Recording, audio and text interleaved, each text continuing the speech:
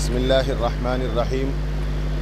محترم خواتین و حضرات، آج کا جو یہ شاندار پروگرام تحفظ ختم نبوت کانفرنس کے نام سے منعقد ہوا یادگیر کے AQ فنکشن ہال میں، اس کا مقصد صرف اور صرف امت کے ایمان اور عقیدے کی حفاظت ہے۔ آج جس طرح دنیا میں اسلام کے خلاف بہت سی سازشیں چل رہی ہیں، اس میں اس وقت خاص طور پہ اس علاقے کے لیے قادیانیت کا فتنہ بہت سنگین حالت میں پھیل رہا ہے۔ آج کا یہ اجلاس صرف یہ بتانے کے لیے اور اس احساس کو زندہ کرنے کے لیے کہ نبی آخر الزماں صلی اللہ علیہ وسلم اللہ کے آخری نبی ہیں۔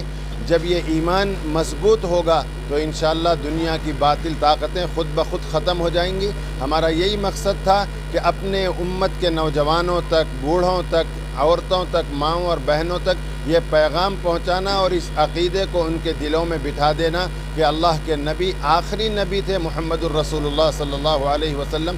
آپ کے بعد قیامت تک کوئی نبی نہیں آئے گا۔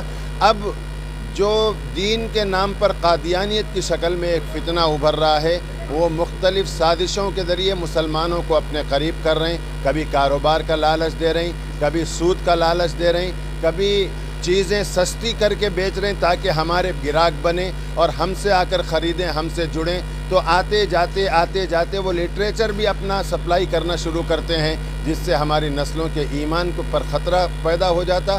اس لیے یہاں کی مجلس تحفظ ختم نبوت یادگیر اس ذمہ داری کو محسوس کرتے ہوئے الحمدللہ گزشتہ 12 سال سے محنت کر رہی ہے۔ ہمارا مقصد یہی ہے کہ مسلمانوں کا ایمان اور عقیدہ محفوظ رہے۔